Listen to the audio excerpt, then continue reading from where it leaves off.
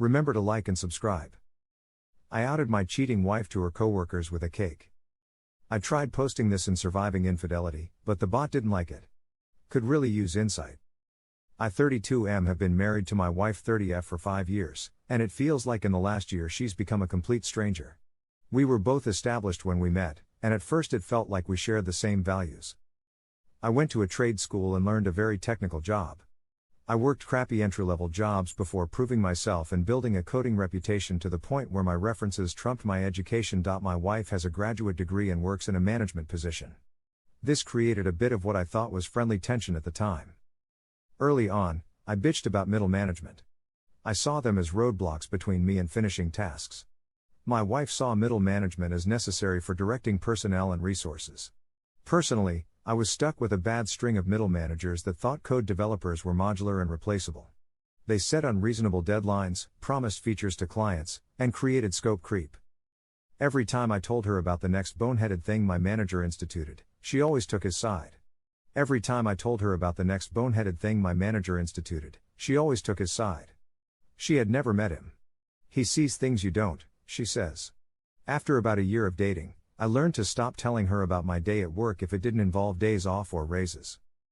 I always felt like she resented the fact that I didn't go back to school for a 4-year graduate degree. She pushed about it early on before marriage, but when I broke down the loans and debt, she dropped it. She was relatively debt-free when we married, as was I. As I said, we were pretty close in earning power as well. About 2 years ago, I started working for a company that had an owner that talked to me directly. He saw value in me and my potential. I now make 50% more than my wife, and my manager is a guy that works well with me. While not a technical lead, he embodies what a Scrum Master should be. I would say he knows how to stay out of my way, but that makes it sound adversarial. He's a great supervisor. The first 4 years of marriage went great, overall. I didn't complain about managers at work and she didn't push me to dump thousands into a piece of paper in debt. We had fun, went on date nights several times a month, shared hobbies, cooked together, read books together, and watched movies together. When the first lockdown hit, we both worked from home. Our house is really nice, with 3 spare bedrooms for if we eventually have kids. One was already converted into an office for me, and when lockdown started, we converted the second one into an office for her. We both telecommuted, but we both had very different philosophies about it. I would get up, make breakfast, shower, shave, dress in a suit, and walk into my home office. I hate suits and ties, by the way. But it does put me in the mental state of okay, this is work time. My wife, however, rolls out of bed, eats breakfast, brushes her teeth, puts on a t-shirt and sweatpants, and goes into her office with the iPad to play Candy Crush between emails. I guess I see it as work from home and she sees it as work from home. I digress. It's the weirdest thing that proximity can create distance. She has several meetings a day, and I can tell because she keeps her door wide open and I can hear them. I have 1 meeting a day, a scrum, and it's short. I close my door to mine. 5 months ago, she said she felt insulted that I closed my door for the daily scrum. I explained that it's for peace and to keep my mind focused on work. She said she felt like I was hiding something. I tried to keep up our hobbies together, but she brushed it off as we see each other all day as is. I should have pressed, but I didn't. I treated the lockdown as temporary, and maybe I shouldn't have. It got really bad when her company instituted a partial office reopening. She jumped at the chance to be part of the 50% of the company back in a rearranged office to allow social distancing. I don't blame her, I miss working at the office too, but my company hasn't opened up the offices yet, and as long as I have access to my development environment, it really isn't needed. I think several of her other coworkers got into her head. She would stay after work to hang out with them and have drinks at a coworker's place. I pressed and wanted to know more, but she was secretive and guarded. She became colder and colder too. It felt like I had a roommate and not a wife at that point. Last month, on a weekend, she put her old iPad on the desk and said, "Can you wipe this? I want to gift this to my niece." I shrugged. I often do that sort of thing for the family and didn't think much about it. Off she went to another company gathering and I switched on the iPad. Maybe my wife was becoming so brazen that she thought I wouldn't check it and just do a factory reset. The point is, I checked it and saw her messaging app. Pics, videos, IMs with her boss. They've been having an affair for 2 months. I can't describe the feeling in my veins. It was like my blood turned to ice. It reminded me of the scene in Equilibrium where the polygraph flatlined.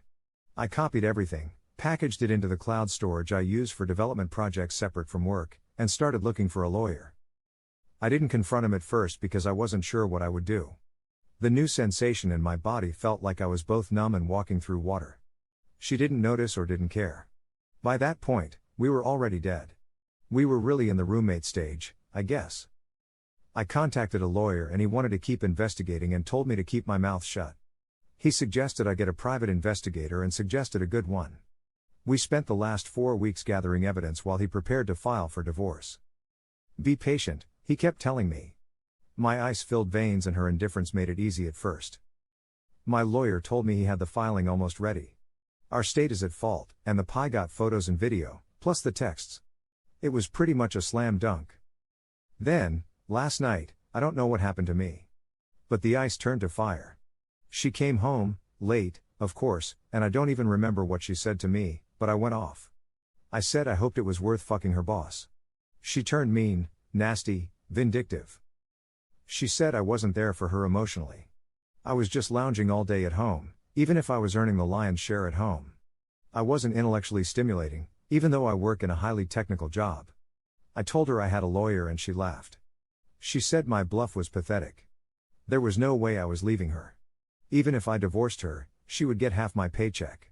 If I stayed with her, at least I would get to occasionally have sex, so I shouldn't mess this up. She was a different person. I said to her, "That's not a marriage." She laughed again. "Honey, this is the 21st century. A woman can have her cake and eat it too." She laughed again, and she went to bed. I emailed my boss and said I needed a week off to handle a family issue. He, of course, granted it. I slept on the couch in my office. This morning, she left as I was getting dressed and only said, "Don't wait up." I went to my lawyer's office and he said he had the papers ready. He had a process server with him and asked how I wanted the papers served. I told him. My lawyer, bless him, laughed and said, "You better not. I've had so many people want to do acute or revenge serve and I always talk them out of it. Judges don't have a sense of humor." He told me how this could cost me alimony or assets. I didn't care. Her words burned me. I wanted her burned back. The lawyer did his best to keep telling me not to, but he relented when he saw how serious I was about this. The process server heard my idea. He laughed as well and said, "You're my hero." I had to special order something with a rush cost. I sent the process server to pick it up and deliver it, with the papers, to my wife's work. The process server told me what happened when he was done. He said he had two. He said he showed up at her office with the large box and papers. He found my wife talking and laughing with a group of coworkers and friends and asked her for her name. She confirmed it and asked what it was about. He put the box on a nearby desk and opened it. It was a cake, one that you could get a custom image printed on in frosting. I didn't even know that was a thing until this morning. The image was an image of my wife and her boss in an embrace. It was obvious what they were doing, with the words "Here's your cake. Eat it," piped in icing above the image. The process server put the papers next to the cake box on the table. "You've been served." He said what happened next was a loud screech from her. At least 8 people in the office saw the cake. My wife freaked and swatted the large cake box off the table, where it fell on the carpet, but with the image still visible. Several of her coworkers started berating her, and she started crying and screaming. The process server took a hasty retreat. My phone blew up, and I just kept sending her to voicemail. I don't bother reading her texts. She hasn't come home yet, but her mother texted me saying she is going to stay over there for now. The euphoric rush of the cake felt great. But as the hours pass, I am considering my lawyer's words now. Did I fuck this up? Update 1. I am overwhelmed with all the support I've gotten in the past week. I'm still off from work. My boss decided to give me 2 weeks instead of the one I requested. He is a good man. I've already split our savings in half, put half in an account in my name, and changed auto pay for the mortgage, credit freezes, etc., everything my lawyer advised me to do with the household funds. First off, we have no kids. Second, I'm seeing a therapist to help me. I found one that is well versed in helping with infidelity. I have seen him twice, and I am feeling a lot more balanced out. There are still some weird low points, but nowhere near the same amount of swing between the two. After the cake stunt, I'm definitely taking my lawyer's advice on anything from this point forward. He said you can be happy or you can be right in regards to taking his advice, and I get that now. He told me that if my wife wants to return home, I'm not legally allowed to kick her out, but I should record all interactions with her. She's not staying at home again, she's still at her mom's, but she did want to come by on Saturday to talk. My lawyer told me I could, but said he would prefer if she wanted to talk to have it done at his office, with her own lawyer present as well as himself. I presented this to her, in email, of course, and she responded that she didn't have a lawyer. My lawyer said, barring showing up at his office, to have witnesses and record the meeting. I let my wife know this was my condition to talk with her. She actually accepted. So, I had 2 mutual friends come in, all 3 of us with our phones on the table ready to record. She came in and tried to give me an awkward hug, but I just held my hand up and the phone started to record as the 4 of us sat down at the kitchen table. She was actually apologetic. She said she felt like she was watching a movie versus being in charge of her life. But it felt thrilling and like a rush.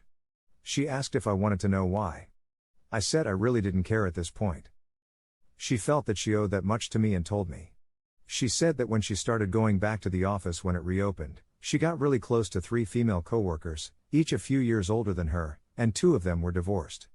She said they wormed their way into her head and told her about how she's owed more than she's getting. They asked her constantly about her home life. The ringleader apparently was psychoanalyzing me from my wife's stories. My wife told them about my issue with managers back in my early career, and the ringleader took this to mean I was threatened by educated people. The ringleader told her that I was a submissive male, and she needed a take-charge man in her life. If I found out, I might have shouted and threatened, but I got in line. My wife still has her job for now, but only just.